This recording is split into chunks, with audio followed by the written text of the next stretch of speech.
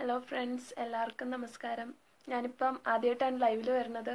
എന്തിനാണ് ലൈവിൽ വന്നതെന്നും എല്ലാവർക്കും അറിയാമെന്ന് പ്രതീക്ഷിക്കുന്നു. എന്താ പറയുക, ഞാൻ ഒരിക്കലും പ്രതീക്ഷിച്ചിട്ടില്ല ഇങ്ങനെയൊക്കെയുള്ള വാക്കുകൾ ഈ ഭൂമിയിൽ ഉണ്ടെന്നോ അല്ലെങ്കിൽ അങ്ങനെ കേൾക്കാൻ പറ്റുമെന്നോ ഒന്നും ഞാൻ കരുതിയിട്ടില്ല. എന്തൊക്കെ പറഞ്ഞാലും സഖാക്കന്മാരെ, നിങ്ങളോട് എനിക്ക് ഒന്നേ പറയാനുള്ളൂ.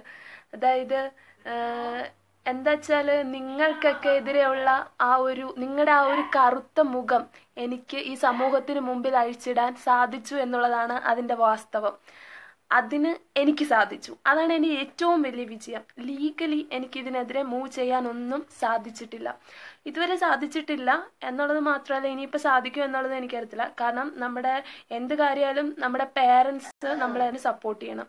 ഇതിപ്പം എനിക്ക് എൻ്റെ ഫാമിലിയിൽ നിന്ന് ഇതിനെതിരെ അത്ര വലിയ സപ്പോർട്ട് കിട്ടിയിട്ടില്ല.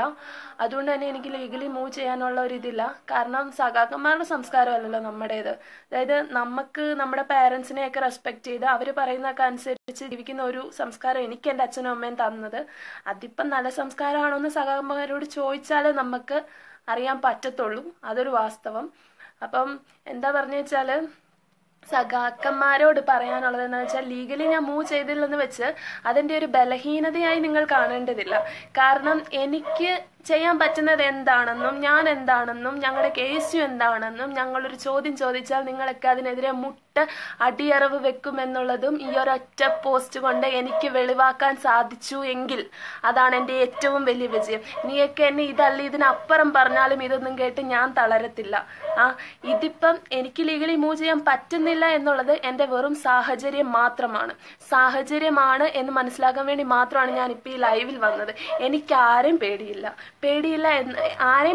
എന്നല്ല, എനിക്ക് എൻ്റെ പാരൻസിനെ അതുപോലെ പേടിക്കേണ്ടവരെയൊക്കെ പേടിയുണ്ട്. നിങ്ങളെ എനിക്ക് പേടിയില്ല.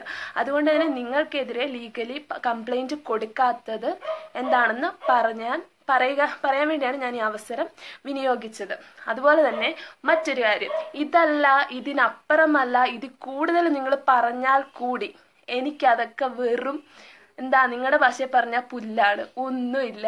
കാരണം ഞാൻ ജനിച്ചത് കോൺഗ്രസ്സുകാരിയായിട്ടാണെങ്കിൽ മരണം വരെ ത്രിവർണ പതാകയും ആ KSUവിൻ്റെ ഇന്ദ്രനീല പൊൻ പതാകയും എൻ്റെ നെഞ്ചിൽ തന്നെ കണ്ടിരിക്കും എന്ന് ഇതെൻ്റെ വാക്ക് മാത്രമല്ല, ഇത് എൻ്റെ ഏറ്റവും വലിയ പാഷനാണ്. KSU കഴിഞ്ഞിട്ടുള്ള ജീവിതമേ എനിക്കുള്ളൂ.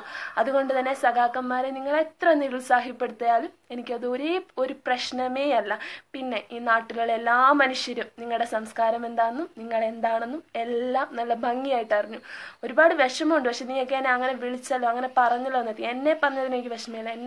എന്നെ നോക്കി വളർത്തി എൻ്റെ പാരൻസിനെ നീയൊക്കെ പറഞ്ഞു. ഇതിന് ദൈവം മുകളിൽ ഒരാളുണ്ട്, കിട്ടിയിരിക്കും. അല്ലെങ്കിൽ ഞാൻ വരുമ്പം, എനിക്ക് അങ്ങനെ ഒരു സാഹചര്യം വരുമ്പം, എനിക്ക് നിങ്ങൾക്കെതിരെ പ്രതികരിക്കാൻ ഒരു അവസരം കിട്ടുമ്പം തീർച്ചയായിട്ടും ചെവിയിൽ നുള്ളി വെച്ചോ, തന്നിരിക്കും. ഞാനാ പറയുന്നത്. അപ്പം എന്നെ ഹെൽപ്പ് ചെയ്ത എൻ്റെ എല്ലാ സഹോദരങ്ങൾക്കും, അതായത് താഴെ തട്ട് മുതൽ മുകളിലത്തെ ഇതിൽ വരെയുള്ള ഒരുപാട് ആൾക്കാർ എന്നെ ഒരുപാട് ഹെൽപ്പ് ചെയ്തെന്ന് മാത്രമല്ല, അവരെയൊക്കെ സപ്പോർട്ട് ഞാൻ ഒരിക്കലും എക്സ്പെക്ട് ചെയ്തില്ല. ഈ സമയത്ത് ഞാൻ എടുത്തു, ദൈവമേ, KSU എന്ന ഒരു പ്രസ്ഥാനത്തിൽ അംഗമായത്, അല്ലെ KSUവിനെ ഞാൻ എൻ്റെ ഏറ്റവും വലിയ ഇതായി കണ്ടത് എൻ്റെ ഏറ്റവും വലിയ വിജയമായി പോയി. അഭിമാനിച്ച 2 ദിവസങ്ങളായിരുന്നു ഇത്. എന്താണ് KSU എന്നും ആരാണ് KSUക്കാരെന്നും എനിക്ക് മനസ്സിലാക്കി തന്നു. അതുകൊണ്ട് തന്നെ KSUക്കാരോടും എൻ്റെ പ്രിയപ്പെട്ട സഹോദരങ്ങളോടും സപ്പോർട്ട് ചെയ്ത എല്ലാവരോടും 1000 നന്ദി എന്ന് പറഞ്ഞാൽ 1000 നന്ദി. കാണാം, ഇങ്ങനെ ഇടയ്ക്ക് കാണാം. ബൈ.